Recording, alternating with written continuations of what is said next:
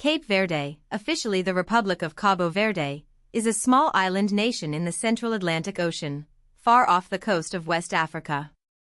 On a map, it can look like a scattered set of dots between continents. But those dots tell a much larger story. The country is made up of 10 volcanic islands with a combined land area of only about 4,033 square kilometers. It sits roughly 600 to 850 kilometers west of the African mainland, near the region of Dakar and Cape Verde, the westernmost point of continental Africa. That distance is important. Cape Verde is close enough to Africa to be deeply connected to it, but far enough offshore to develop a distinct Atlantic identity. Its history has always been shaped by isolation, movement, scarcity, and strategic location. The islands are part of Macaronesia, the wider Atlantic island region that includes the Azores, Madeira, the Canary Islands, and the Savage Isles. This places Cape Verde in a distinctive ecological world. These are volcanic islands, not river-fed continental lands. Some are mountainous, dramatic, and rugged. Others are flatter, drier, and better suited to beaches and tourism. The environment is beautiful, but it is also challenging. Rainfall can be unreliable, drought has been a recurring historical force, and natural resources are limited. That geography shaped the country's economic options from the beginning. Cape Verde could not rely on vast farmland, major mineral deposits, or a large internal market. Instead, its greatest resource became its position in the Atlantic, between Africa, Europe, and later the Americas. For most of human history, Cape Verde was uninhabited. That changed in the 15th century, when Portuguese explorers arrived and began settling the archipelago. This made the islands one of the earliest European settlements in the tropics. Because there was no large existing population on the islands, the society that developed there was formed through colonization, migration, trade, and forced movement. Cape Verde became part of Portugal's expanding maritime network at a time when European powers were building ocean routes across the Atlantic. The islands were not valuable because they were large or rich in resources. They were valuable because ships could use them. In an age when the sea connected empires, a small island chain in the right place could become strategically important. That strategic importance tied Cape Verde to one of the darkest chapters in Atlantic history, the transatlantic slave trade. During the 16th and 17th centuries, the islands became a significant commercial point. Manufactured goods, rum, and cloth were traded for enslaved Africans, ivory, and gold. Cape Verde's growth during this period was not separate from exploitation, it was built inside a system that treated human beings as commodities. This history matters because it shaped the island's population and culture. Cape Verdean people today trace much of their ancestry to West African populations, alongside contributions from Portuguese settlers and others who arrived over time. The country's identity was formed through contact, coercion, adaptation, and survival across the Atlantic world. By the mid-19th century, the forces that had supported Cape Verde's earlier growth began to weaken. Foreign competition increased, the slave trade declined, and drought placed enormous pressure on the islands. For a small archipelago with limited resources, drought was not just a weather problem. It threatened food supplies, livelihoods, and the ability of communities to remain stable. Economic decline encouraged emigration, and leaving the islands became a central part of Cape Verdean history. People moved in search of work, safety, and opportunity. Over time, this created a diaspora that now considerably outnumbers the population living in Cape Verde itself. The country's story is therefore not confined to its territory. It extends across oceans through families, remittances, culture, and memory. Cape Verde did not disappear into decline.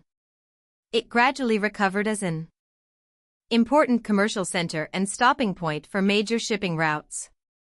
This shows a recurring pattern in its history. When the islands lacked resources, they survived through connection. Ships crossing the Atlantic needed places to stop, resupply, repair, and link one route to another. Cape Verde's location made it useful again.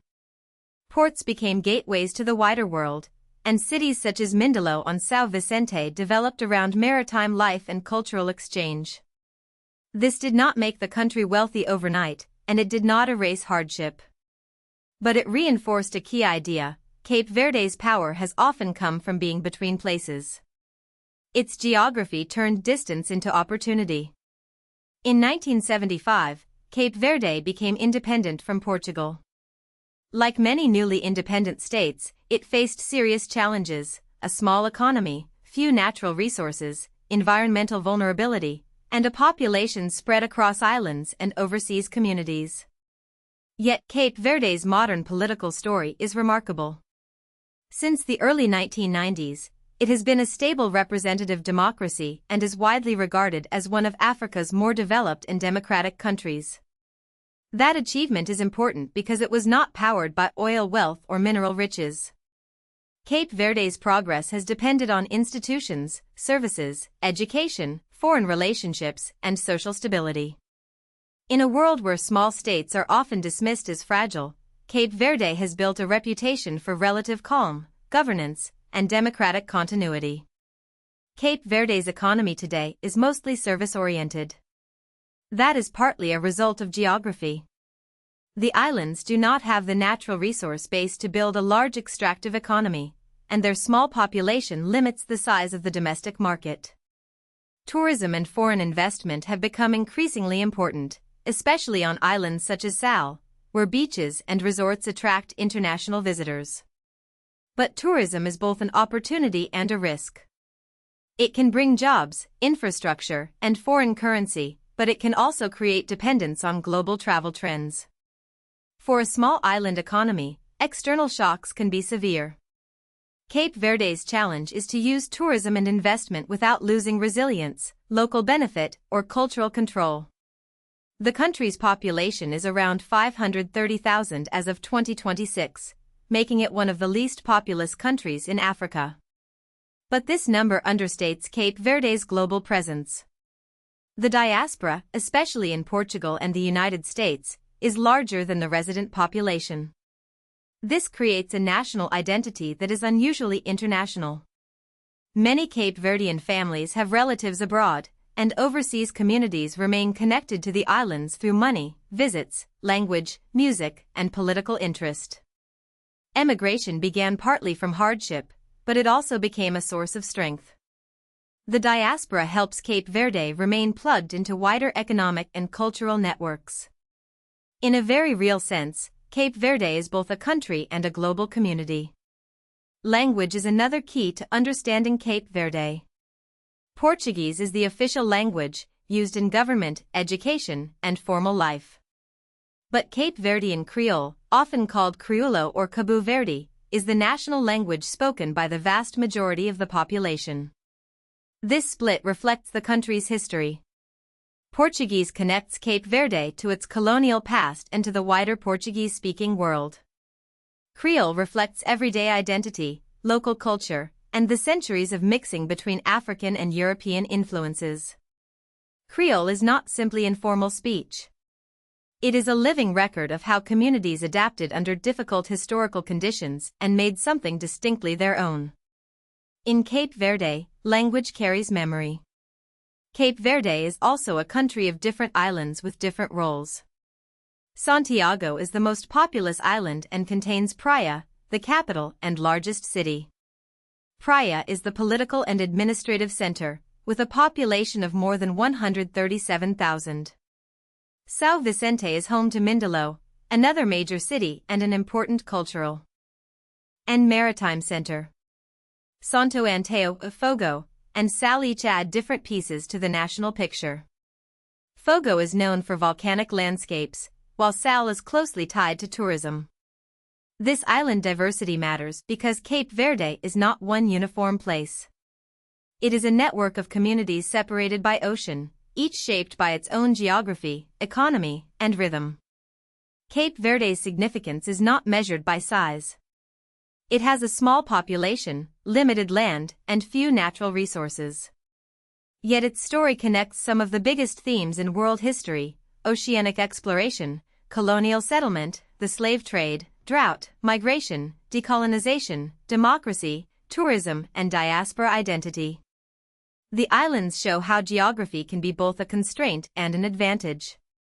Isolation made life difficult, but location made Cape Verde useful to the world.